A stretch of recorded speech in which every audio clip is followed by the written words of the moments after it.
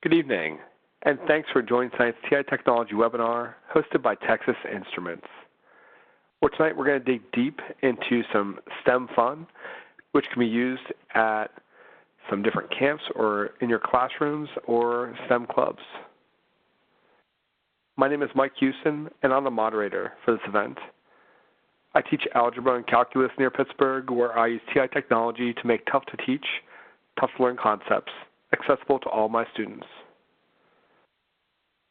Tonight, I'm really excited to be joined by our two panelists, Eric Archer and Jessica Cahoot. Eric is the Market Strategy Manager for the Worldwide Science and STEM Education Markets at Texas Instruments. He continues to lead the efforts for the development of content-based STEM programs, such as STEM Behind Hollywood and STEM Behind Health. Eric, thanks so much for joining us tonight. Thanks, Mike. Glad to be here. And Jessica has taught all levels of biology, everything from co-taught to advanced placement at Reservoir High School in Howard County, Maryland. She was first introduced to the TI-Nspire in 2009 and has been using it in her classroom ever since. She became a TQ regional instructor in 2015 and sees the technology as a great way to help students make real-life connections with science. Jessica, thanks so much for joining us tonight. I'm glad to be here. We're expecting a large crowd, so your audio is muted. Feel free at any time to send any questions to Eric or Jessica using the Q&A window on the right side of your screen. We'll also be using the chat window to send general messages. And as a reminder, this session is being recorded, and we'll provide a link to the event certificate of attendance at the conclusion of the webinar. Also will be provided a link for the documents, and that's going to be really helpful because there's going to be a few of them tonight. So hang tight as far as those documents are concerned. We will provide a link at the end of the webinar. We hope you don't have any audio issues, but in the event that you do, try selecting Communicate from the very, very top of the WebEx menu and choose Audio Broadcast. At this point, Eric is going to discuss our agenda. Thanks, Mike. So tonight we're going to talk about some STEM camps, clubs, or even STEM in your classroom. And so we're also going to talk a little bit about the STEM resources available to you from Texas Instruments and just in the teacher community. So at TI, we do have a STEM team that consists of about 5 people, and we have been working hard to make sure teachers who have never done STEM or coding before are comfortable. We get you up to speed. That's what our role is.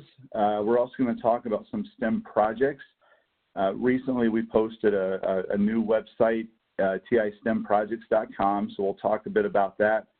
And then we're going to talk a little bit, Jessica's going to talk some about the taking those STEM projects, the experiences from those STEM projects, and going further, doing your own thing. And Jessica's got an incredible project she's going to talk about a little bit later that she created with her students. That's pretty exciting. So, and then finally, we'll have the webinar drawing that Mike will facilitate. Thanks so much, Eric. And Jessica will discuss our expected outcomes. All right, thanks. So we're going to talk about how we can use the TI resources that Eric's going to go over to integrate STEM into classes or STEM clubs or camps that you might be having to offer your students. After the exams or during summer, a great time to do some of these STEM projects. If you can't integrate them in your actual classrooms, it's very accessible to learn how to code. You don't need any experience necessary. I'm proof of that. And you can also let TI help you get started with your ideas and reach out to them for any support you might need. And this can work from upper elementary through college. So I'm excited to introduce you to any of this stuff. Thanks so much, Jessica. Eric, let me give you control. Okay. And Eric, All right. You have control. Feel free to share your screen. Okay, awesome. All right, let me get back to where I was. Let's see, there we go. Okay, so first things I want to just talk a little bit about are for those of you that are new to the whole TI STEM thing. a couple of years ago, we were challenged to come up with a way to bridge between the classroom and some real-world electrical engineering technology, and that was the birth of the TI-Innovator Hub. And so the TI-Innovator Hub is just a little box right here in the picture. I think you should be able to see it, that lets you hook up interesting sensors and motors and pumps, all kinds of things, in an effort to teach students about feedback and control. So in other words, everybody knows what a thermostat is in their apartment or their house or at the school. And the thermostat works by measuring the temperature. And then when the temperature gets to a certain level, your AC kicks on or your heater kicks on or off, depending on what that level is. So that's a feedback and control system. Your thermostat picks up the temperature. It reads the temperature from a sensor. And then there's some code on the chip that triggers your AC to turn on or off, okay? And these systems are everywhere. So when you go into the restroom nowadays, the public restroom, they have these motion-activated paper towel dispensers, and there's a motion-activated faucet. So again, that's an input. The input is, oh, I see motion, and then the output is turn on the faucet or, spit out some paper towels. So these systems are all over the place, and so what this Innovator Hub does is it gives us the ability to give you the ability to teach these concepts to your students and your classroom. And this technology, this Innovator Hub, is based on an actual TI chip.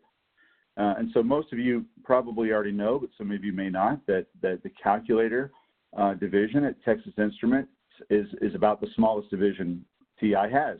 You don't hear much about TI advertising to the end user, because most of our chips and parts are being sold to Apple and Garmin, automobile manufacturers. So we're a chip company. That's what we do. We also have a calculator division.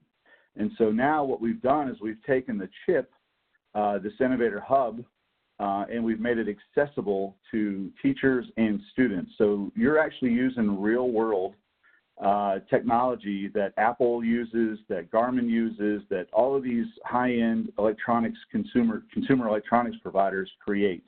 But we've ruggedized it because, we're talking about a bunch of, elementary through college kids. And so we put some plastic around it just to protect it, and we built some electrostatic protection in there, so it's not easy to fry the chip, because if you rub your feet against the carpet while you're holding on to these raw chips, it could fry it. Well, we put some protection in there to avoid that. So we've done a lot of classroom ruggedization with this Innovator Hub. Okay, so there's your backstory there. So now you can hook it up to a TI calculator, either a TI-84CE Plus or a TI-Nspire CX handheld. And you can use the native programming language on these handhelds, which is called TI Basic. And it's been around for a while, but it's still very, very relevant, because what it does that isn't currently available in most other programs is it gives you an on-ramp. It gives your students an on-ramp to more sophisticated coding later on. So instead of throwing your kids into Java or Python, you start them off with TI Basic first. And TI Basic has all of the major concepts that you're going to learn in those other languages, but you're going to learn it. It's just an easier language to understand. The syntax is much simpler.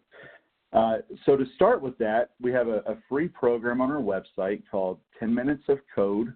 And those of you familiar with Hour of Code, yes, this is sort of a play off of that. We actually worked with the Hour of Code folks to create this site.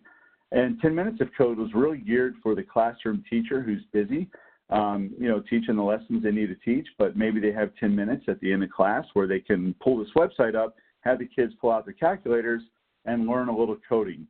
Now, this program works for either TI-Nspire CX or any of the TI-80 graphing calculators. So, the 83, 84, it all works with those.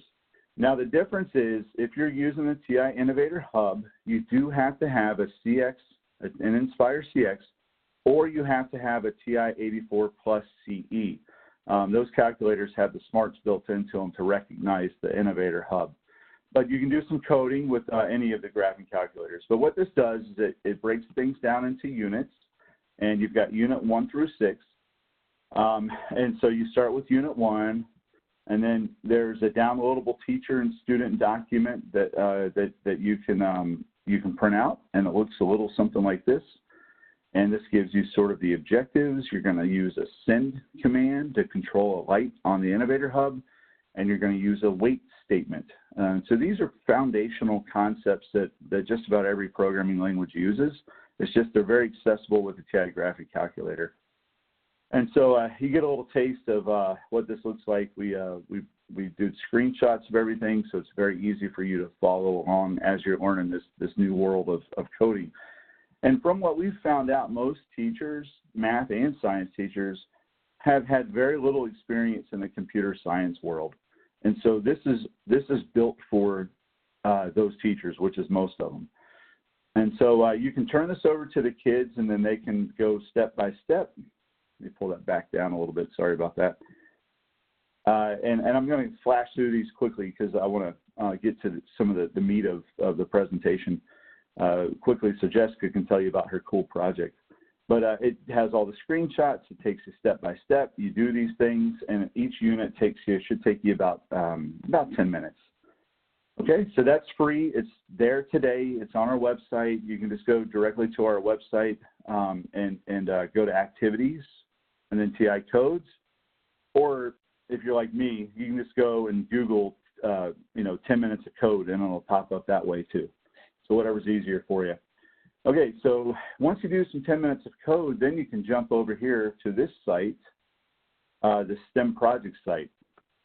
Now, this is relatively new, and what it is it showcases a lot of the projects that have been developed at TI and working with teachers to engage students in not only coding, but coding for a purpose.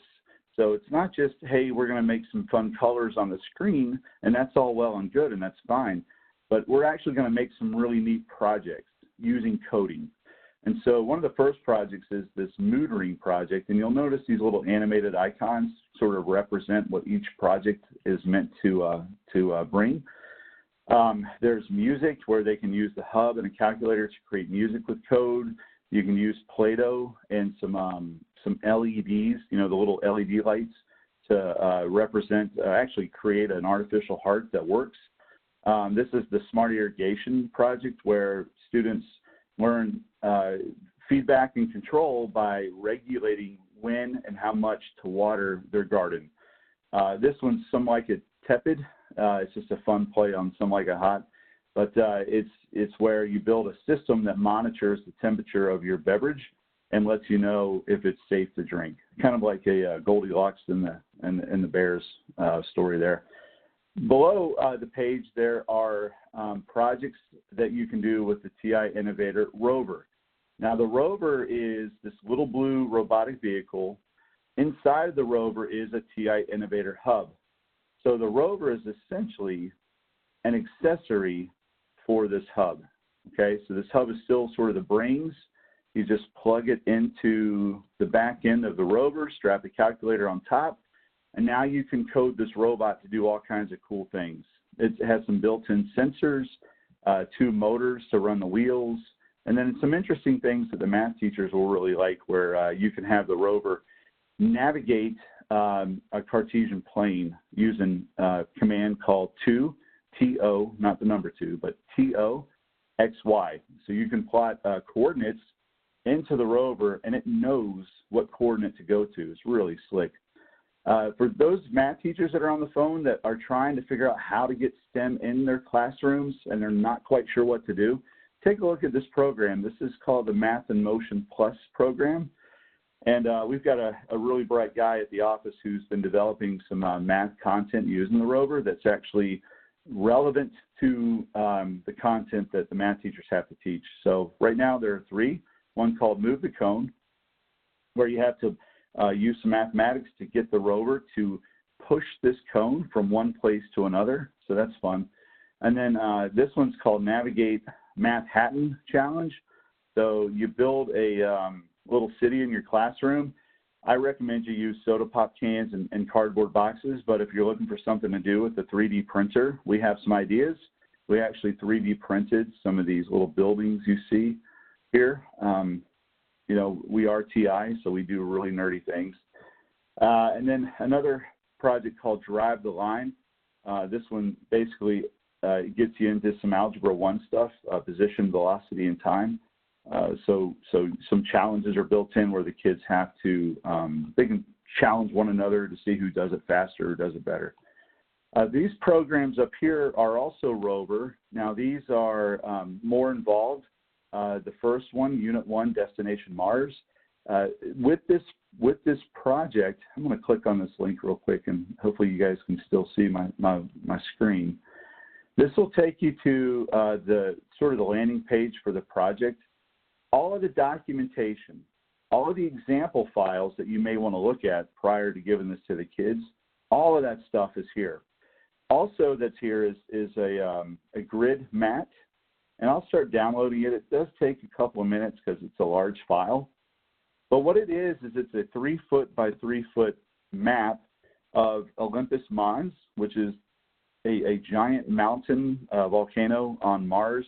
Happens to be the tallest mountain in our solar system that we've found so far, which is kind of cool. So Olympus Mons, so the kids have to navigate, you can see in the picture here a little bit, they have to navigate their rover around Olympus Mons in the most efficient way possible. So, you know, it's kind of fun because we're doing some Mars-related things, and most kids know that there are rovers up on Mars. And in fact, I don't know if you heard the news, but our rover is now the only functional rover on Mars, okay? Because all the NASA rovers are kind of in limbo right now. So, all right, that was a bad joke. But anyway, so you can navigate over there, and let me just open this up so you can see it. And you can take this to a FedEx, Kinko's, or if your school has its own printer that can handle 3 feet by 3 feet, you can take there as well. And then on the back side of this, there's also a grid. So you can see the grid overlay, but then there's just nothing but a grid on the back side of this poster. So if you want to do some stuff just with the 2XY command I mentioned earlier, you can do that with this map. It's already been scaled and proportioned the right way. You just take the file to a Kinko's, like I said, and they'll print it out for you. It's a good idea to probably get it laminated too. It's a little more expensive to do that though. Okay. Now you can borrow. We have a limited supply at TI. If you want to borrow one of those, I'll show you how to do that. You can borrow it from us and try it out and see if it works for you. Okay, so let's go back to the main site. Oh yeah, Unit 2. So Unit 1 Mars is all about making the rover move and turn and change speed, okay? So you can program it to go slow, you can program it to go fast, you can program it to turn left, turn right, go backwards, all of those kinds of things. So this is all motor control. This one is sensors. So Unit 2 is on that map. Hopefully I still have it open. I think I closed it. Okay. Well, on that map, you may have seen little colored X's. They were green and blue in different colors. This one has because the rover has a built-in color sensor on the bottom, it can navigate Mars and then also detect the presence of quote-unquote minerals, if you get where I'm going with that. And so it's got a mineral detector built in, and you can code it to report what each color, what mineral it may represent. So these are really fun projects. There's a lot of creativity built in. The kids can kind of go off on their own and do their own thing if they want, or you guys can kind of stick with the script. It's really up to you. And that's where Jessica is going to come in here in a couple more minutes after I'm done talking here. The pet car alarm project seems to be a very popular project for the middle school crowd. This was a video on YouTube. You can just type in pet car alarm Innovator Hub. Ignore this stuff on the side. But the car itself, basically, if you find one of these fashion doll cars, and that's the real name for it, by the way, You can find them at Big Lots or maybe even Walmart online. They're anywhere from $5 to $10. Or if you're like me, you can just use a shoebox because it's a lot cheaper. But the kit you can get with this has a couple of LED lights that you can use for headlights. If you look carefully right here, you'll see a servo motor connected to a little piece of plastic where you can control the opening and closing of a window. And then you got to look carefully here too. You'll see a little kitty cat. It's not a real kitty cat. It's a plastic kitty cat with a magnet glued to it. I don't recommend gluing magnets to real animals. But let's say your animal has a collar, and on the collar you've got a magnet, and there's a little magnetic field detector in the back of your automobile, so it knows if that pet is actually present in the car. And so then the car can say, okay, condition 1, the pet is present. Now check for condition 2. Condition 2 is a temperature sensor inside the car monitoring the temperature of the interior. If condition 2 reaches a certain threshold, then the Innovator Hub with its built-in speaker will start sounding an alarm. The window will roll up, or roll down rather, to let more air into the car, and then the lights will flash. So it's kind of a build-it-yourself pet alarm detector to keep your pets from having a heat stroke. So it's, again, a purpose for coding. There's a purpose there for it, and so that's pretty cool. The project we recommend people start with is the mood ring project. The digital mood ring project has a lot of the foundational stuff built in that you can apply to any coding language. So things like if-then conditional statements, loops like a for loop or a while loop. It also makes use of variables. So in this case, the variables are going to be a temperature in one case. And then what's nice about this project and starting with this project is linked on the materials that you download is also a YouTube channel where you can walk through step by step each aspect of the project. And so one of our STEM team members, David Santucci, created these short videos that walks you through. Now we have it for 84 and we have it for Nspire. So it doesn't matter what handheld you have, you can do it for both. But it's a nice walkthrough. So the first time you go through one of these projects, start with Mood Ring, get YouTube going, pull these videos up, and just go step by step with Dave, and he'll walk you through. Once you do this project, the rest of these projects become very, very accessible. And so that's kind of the point of starting with the Mood Ring. Okay, and for the younger crowd online tonight, a mood ring is something from like, the 50s, 60s, and 70s, where certain crystals of certain elements will respond to heat, and therefore the light is refracted differently. And so they had these really groovy mood rings back in the day. And so we made a digital one using a temperature sensor plugged into the hub and a pipe cleaner, which the correct name these days is a chenille wire. I don't know if you knew that. Write that down. And so the chenille wire hooked up to the little temperature sensor, slide it, put on your finger, will change a little LED light that's built into the Innovator Hub. It'll change the color of the light depending on the temperature thresholds. So math people, this is really cool because you have about 5 or 6 temperature ranges, and those temperature ranges are using inequalities, okay? And so you tell the code, okay, if T, which represents temperature, is greater than 25 degrees C and less than 20 and equal to less than 27 degrees C, then I want the color to be blue, okay, and so on. And so it's a really cool application of inequalities in addition to some really neat science of color mixing. So it's a cool STEM project. Okay, so now I've kind of wet your whistle. If you want to get more information about these projects, you click that little red Start Here button.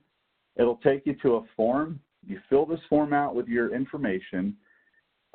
It'll come to the STEM team, which I'm a member of, and then then we can help you. And the way we help you is we can get on the phone with you. We can communicate over email to find out what it is you're doing.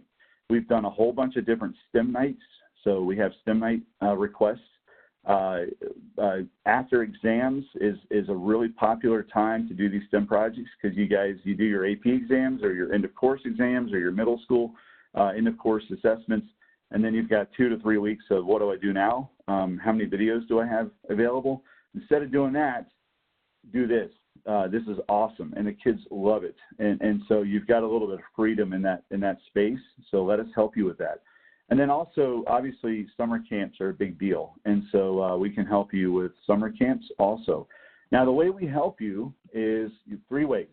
So we've provided you some ideas with this website. If you are in need of equipment or kits, we have a very limited supply. So the sooner you let us know, the sooner we should be able to loan you some equipment or supplies. But again, very limited supply. And this is different than the workshop loan program y'all might be aware of. So we can loan you stuff for a time, and that's a little different than the workshop loan program. They can loan you things for a couple of weeks to do an actual workshop with other teachers. Our program is really you're using this stuff for students, and so we don't, it's still a new program. So ask us. If we have it, we'll help you. If we don't have it, we'll try to figure out a way to get it to you. And also, you have access to us. So if you get stuck and you've never coded before, you don't know where to go next, there are 5 of us that can help you. So you send an email to stem-team@ti.com, and we will get you an answer right away. Okay. Now, once you do these projects and you're comfortable with them, you may want to do your own thing, and that's where Jessica is going to jump in here. So Jessica is a biology teacher. She's amazing. I don't think she had a computer science class or background, but some of the stuff she's doing now with these kids is incredible. So, Mike, I'm going to turn it over to Jessica. Jessica, it's all yours from here. And if you guys have any questions for me, shoot it in the chat window in WebEx, and I will answer your questions. Okay? All right. Thanks, Eric. Well, Sorry, Jessica, go ahead. Yeah, go ahead. No, I have to say that the STEM team was completely amazing in anything that I was trying to do. So it was great. I couldn't have done it without the STEM team. I had lots of questions, and they were able to answer it full on, and they were a huge help. To give you kind of some background, I am a biology teacher, and if you asked me like 2 years ago if I'd ever be doing anything like I'm doing in my classroom, I'd have laughed. But like, yeah, right. And it's been amazing. 2 years ago, I sat on a PD session with the Innovator Hub trying to figure out what it was, and coding and engineering. I'm a biology teacher. Whatever. We'll see how it goes. And I fell in love. They were talking about the smart irrigation system, and I was like, I can apply this to biology. We just built a native plant garden and talking about how we can water this garden using certain parameters and criteria of temperature and humidity and not wasting water, making it sustainable. And I was like, well, maybe there is something to this that I can do. And so I did. I started getting some ideas and reaching out to the STEM team, and I wrote a grant to get some of the Innovator Hubs for my classroom. And last year I made a goal to do at least one STEM project per quarter. So I wanted to fully integrate it into one of my classes that I taught. And I chose my 9th and 10th grade biology class last year to kind of test drive this because I don't know, 9th graders, they seem a little bit more appeasing to teachers sometimes. They're a little squirrely, but they usually do what you ask to do. And so I tested out with them, and it was an amazing process. I want to show you a document that's a bit raw, but I pulled it up in preparing for this webinar, and it kind of brought back some memories. Like, oh, yeah, this is pretty cool. But this is kind of the document that I created just for me. So I apologize if there's any spelling mistakes or anything that you see that's incorrect. But I kind of took some of those STEM projects that Eric had talked about and tried to incorporate it in my class. And so I, again, did different projects that Eric may not have talked about. There's Pathway to STEM and some other things, and the 10 minutes of code I try to integrate here and there when it fit. But at the end of the year, I started with the mood ring with my students just to kind of get them thinking about it and try to link it to biology as much as I could.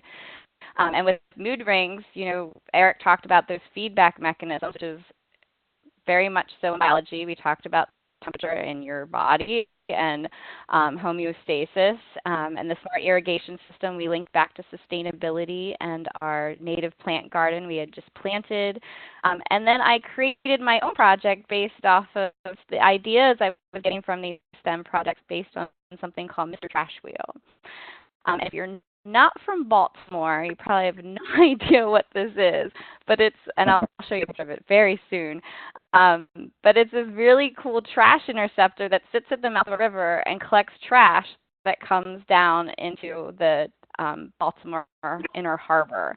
And I just saw it right after I sat down in this PD with the Innovator Hub. I'm like, I can build that. My students can build that. And last year at the T-Cubed conference, I just would ask anybody, how do I do this? I have this idea. How do I do this? And within a certain amount of months, I had it completed, and it was an amazing experience.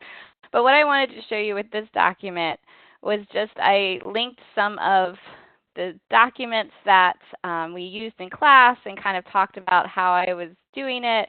But the really awesome thing that I realized that was in here that I totally forgot about, other than kind of notes about how long it was taking and just other things that were going on, were I made a point to write down some of the quotes that my students said, because I'm really bad at that.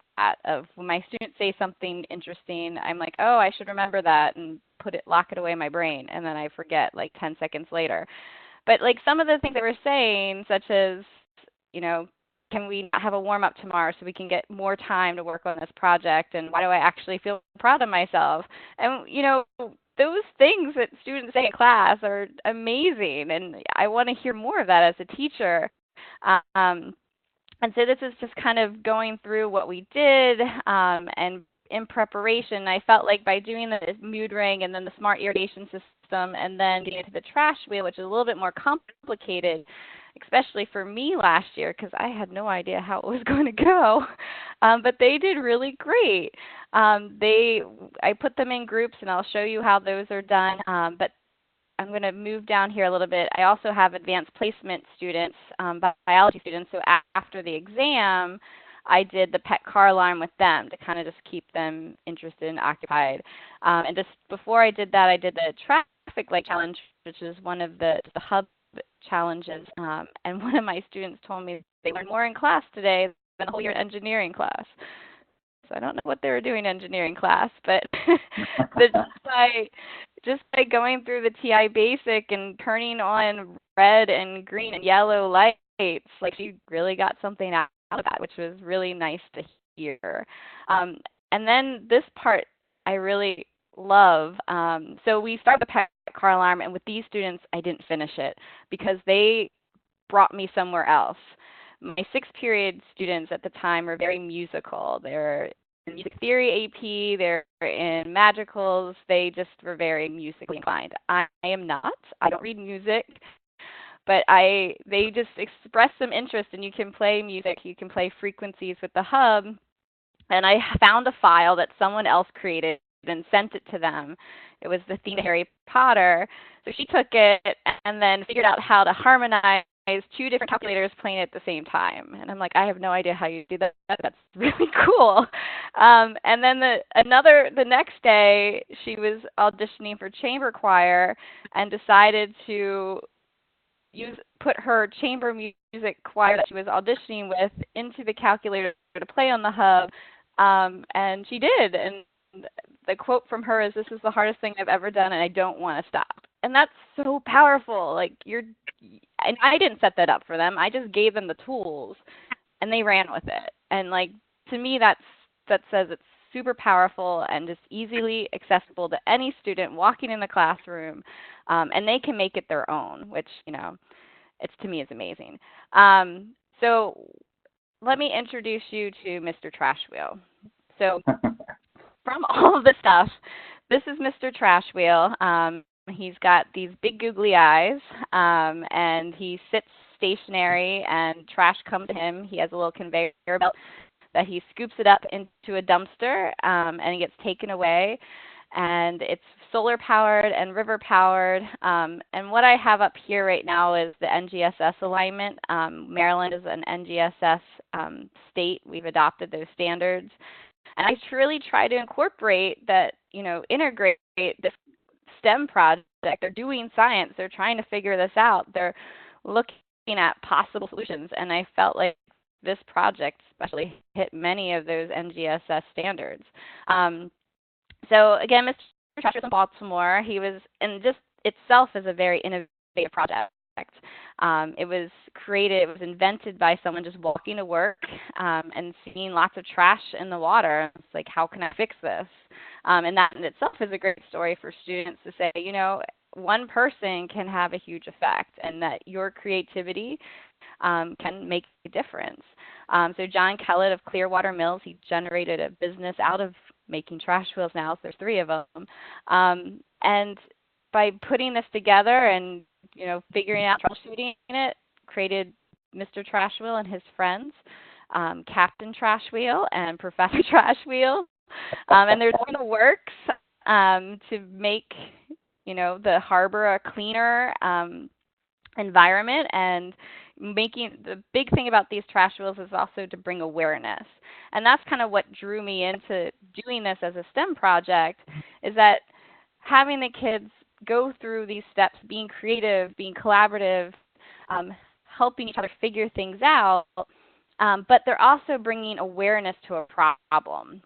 And so what we were talking about at the time was human impact. So the standard was, how do humans impact the environment and the earth? And we focused on single-use plastics.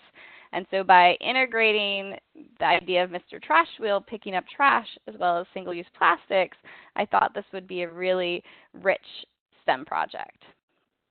And so building in the engineering design, we had our problem of the effects of single-use plastics on the environment.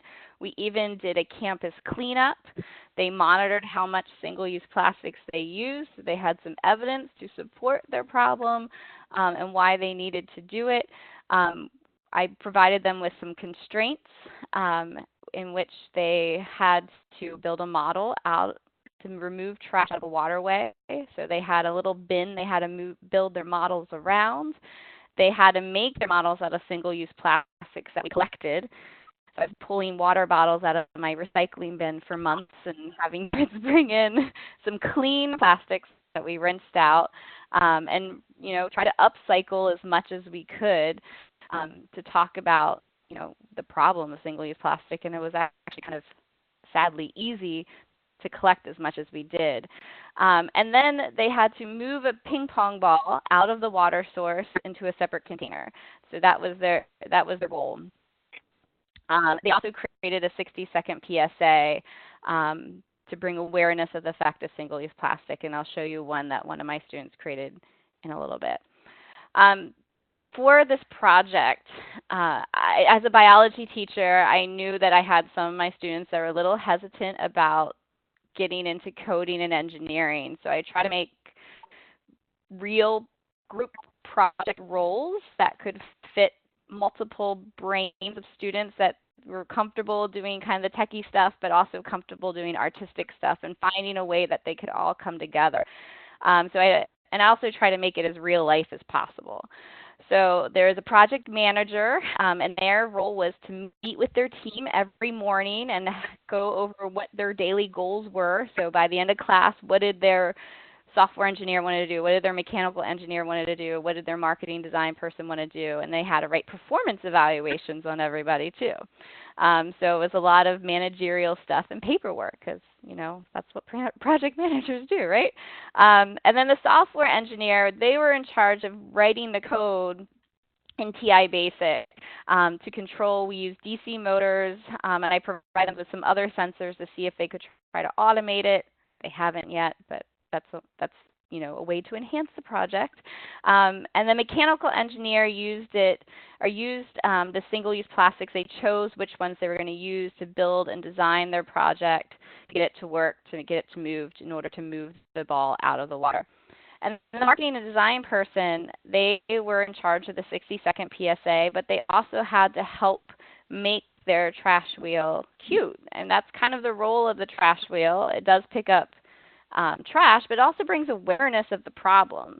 People talk about it because there's this thing in the Baltimore Harbor that has googly eyes and has like 18,000 followers on Twitter, and they're like, what is this thing? I need to know more. And so that's kind of that hook into getting students to think, okay, it doesn't just have to do a job, it also has to bring awareness. And so Hey, Jessica, for the let me interrupt you real quick. Go ahead. Oh, sorry. So I'm watching you go through, the project and just the different roles. And, what's nice about this is there's a purpose behind all of this. You're trying to create a system that's going to solve a problem. You're not necessarily only focused on learning how to code. The coding comes as a side sort of, you have to do it because you have to know how to do it in order to be successful. But the motivation here, the hook, is make a Mr. Trash Wheel of your own, and figure out how to do it. So I just wanted to comment on that because that's awesome. Yeah, and the kids did really well with the code. I try to keep it pretty simple. And the students that, were I had some groups that were like, we've never done this before. And I'm like, neither have I. It's okay. We're going to learn together. And so I had lots of questions from students. Well, I wanted to get to do this. And I'm like, well, let's try to figure it out. And so there was a lot of that kind of working together and, me being vulnerable as a teacher, kind of being like, well, I don't always know the answers, but like I know enough that we can try to figure it out. And I think that also brought an element to the students that they appreciated, and I learned a lot through this as well.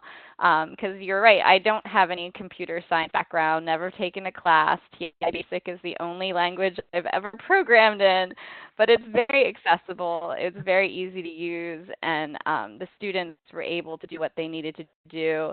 I had some students that had experience with computer programming, like in Python, that had some very grandiose ideas of what they wanted to do and some sketches that they made that were just super impressive.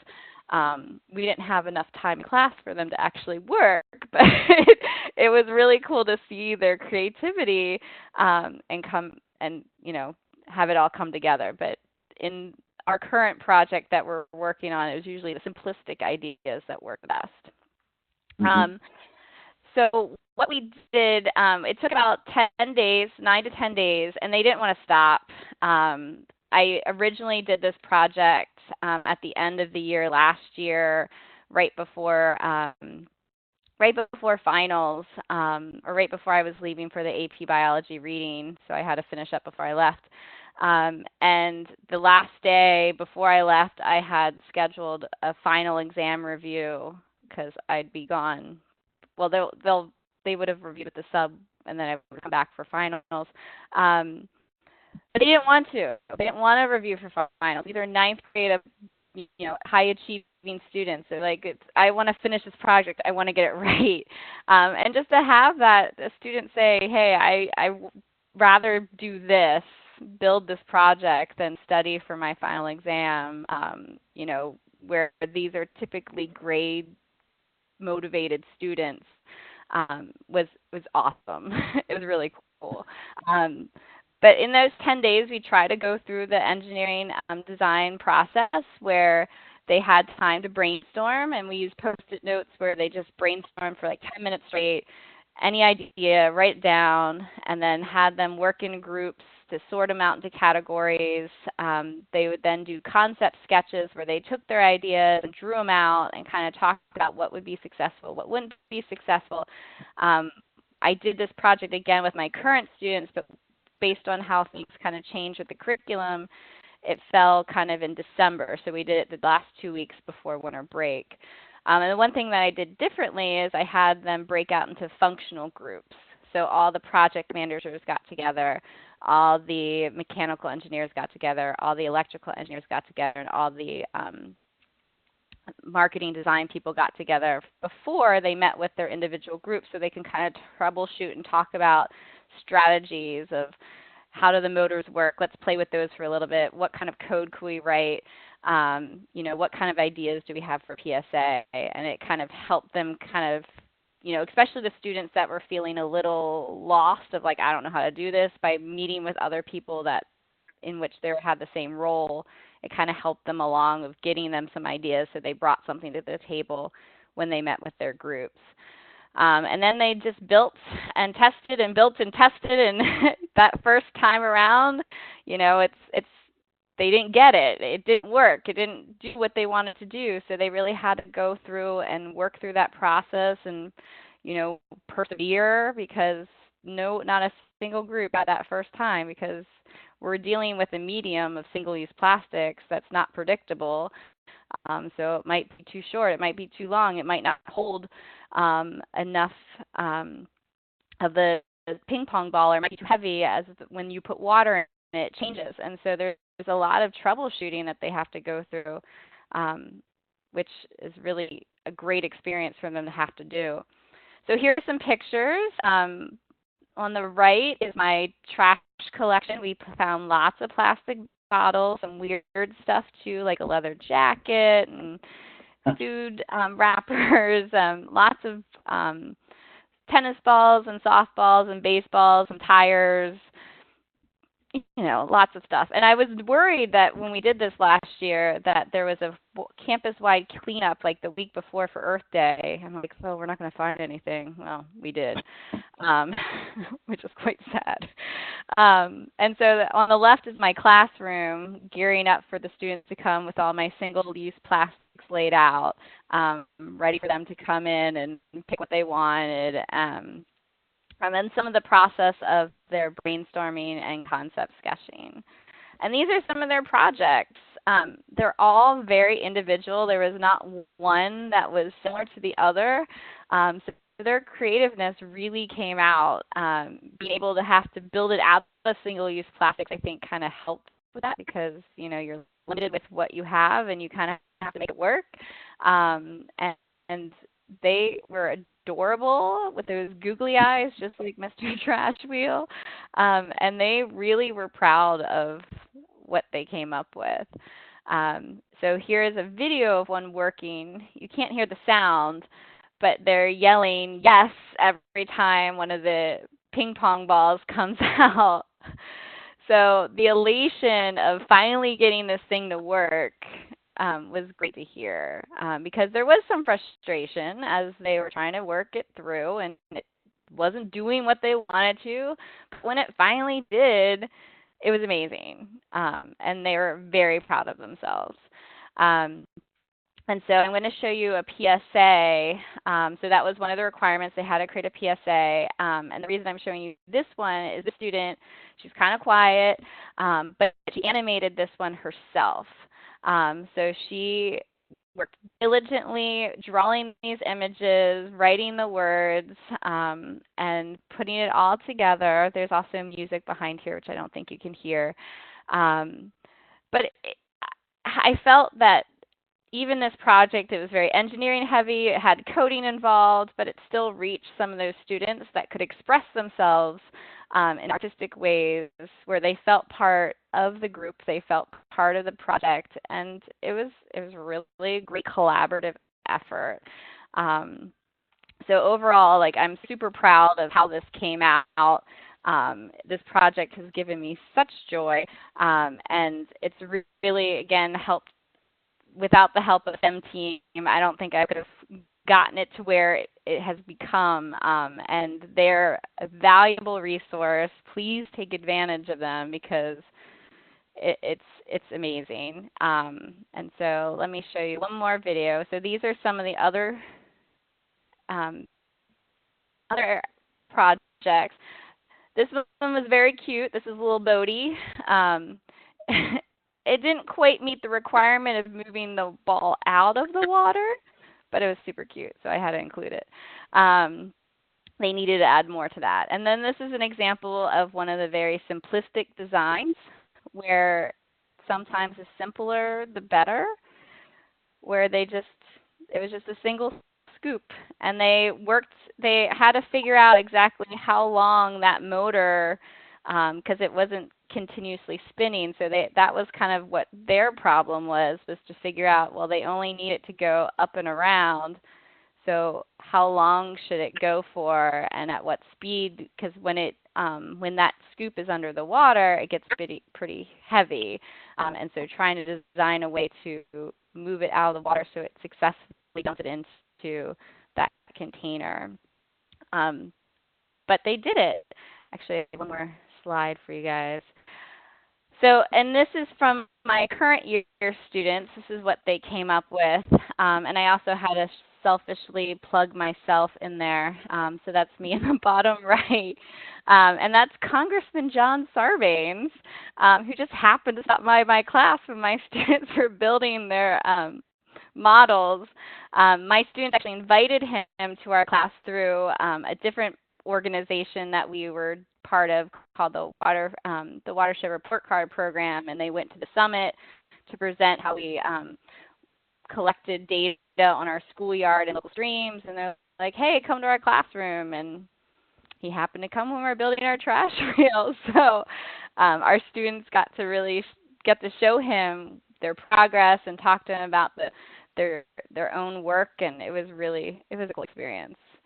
That's awesome. The project has been amazing. So thank you to the STEM team for all of your support and help with all of this. It's been fun. Absolutely. Yeah, that project's incredible, especially the one that looks like a duck. Yeah. So, yeah, the projects that typically the cuter the project, the least efficient it is. But yes, the duck, and that's a pill bottle making up the snout or the nose or the beak or whatever you want to call it. But yeah, they were super cute. And it was in December, so there's a Rudolph, the red-nosed trash wheel. I don't know if you can tell what that is over there. But yeah, they came up with some really creative stuff. I was very impressed. Now, for the students that maybe got stuck on some coding aspect, how did you handle that? Like, what did you have them talk to other students, or how did that work? Well, yeah. So that's kind of the first step. Is if they wanted to do something and they couldn't figure it out, oftentimes they would ask other students, and they would help each other really well. I didn't put that video on, but one of my other favorite videos, there's one group trying to demonstrate their trash wheel, and another group is watching, and there's someone saying, you got to increase the speed or decrease the speed. I don't remember which one it is, but they're giving them tips because it wasn't going in, and so they then followed their advice of their classmates, and of course then the ping pong ball rolls into the bin. So they were very cognizant of each other and helping each other move through it. And if they couldn't help each other, we looked at a lot of the resources that we could find on the STEM team website, looking at some of the coding material that you guys provided from the 10 minutes of code and whatnot, so that they could kind of figure out, based on what they wanted to do, what information they could find to kind of fix it and move it to where they wanted. And they did pretty well. Yeah, I'd say so. That's fantastic.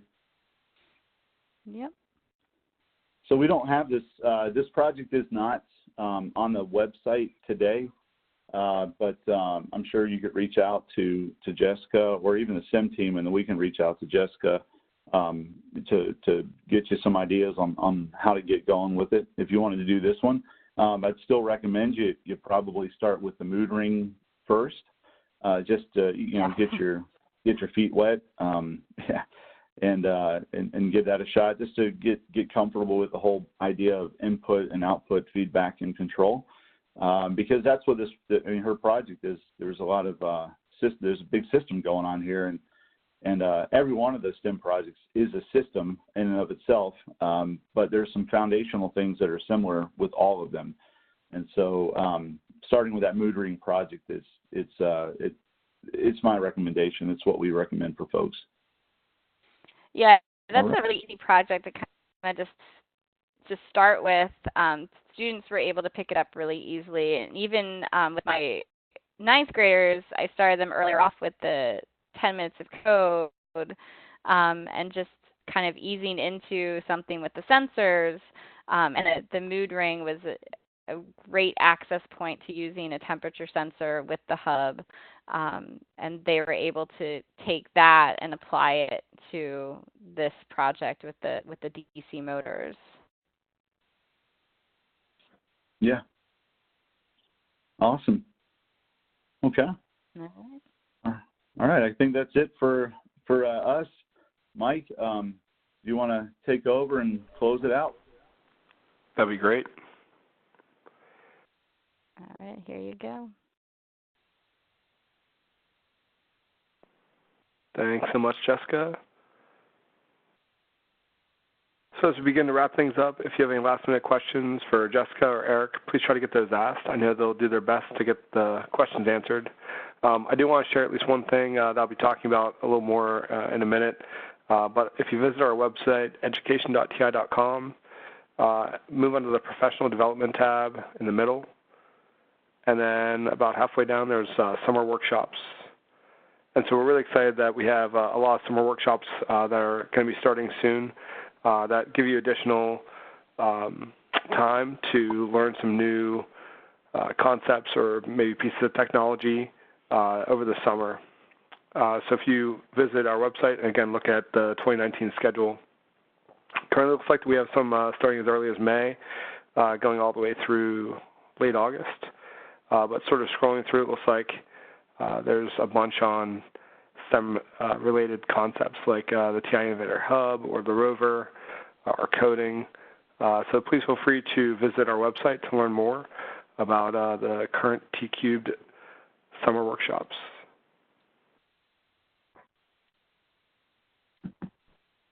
So as Eric mentioned at the very beginning of the webinar, tonight we are giving away to one lucky winner a free registration for one of those T-Cube summer workshops. And I'm happy to announce that tonight's lucky winner is Linda Imhoff. So Linda, congratulations. We hope to see you at a T-Cube summer workshop along with everyone else. And Linda, we'll be in touch with you over email in the next couple of days to give you a little more information. But congratulations, Linda. To receive a certificate of attendance, go ahead and click the link in the chat window. Also listed is a link for the documents that were used tonight. And I know Jessica and Eric had spent a lot of time putting some documents together, so please feel free to visit that documents link to see all the different things they have available to you. And if either of these links aren't working for any reason, just hang tight. You'll automatically get a follow-up email in a couple days. And in that follow-up email will be a link to the recording, a link to the certificate, and a link to the documents. And if you're watching this on demand, go ahead and copy that link into your favorite browser to receive your certificate.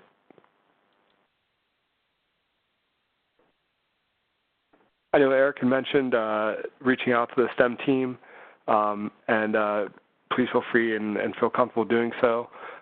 Feel free also just to contact us at 1-800-TI-CARES or send us an email at ti-cares@ti.com. Eric, correct me if I'm wrong, but I'm guessing if some STEM-specific questions go that direction, they might wind up with the STEM team anyway? Yeah, that's correct. Absolutely. Great. So thanks so much, Eric and Jessica, for everything you shared tonight. It's really exciting stuff, and we really appreciate it. Yeah, thanks, Mike. Thank you for having me. And thanks, everyone, for joining us, and we hope to see you back online real soon. Have a great night.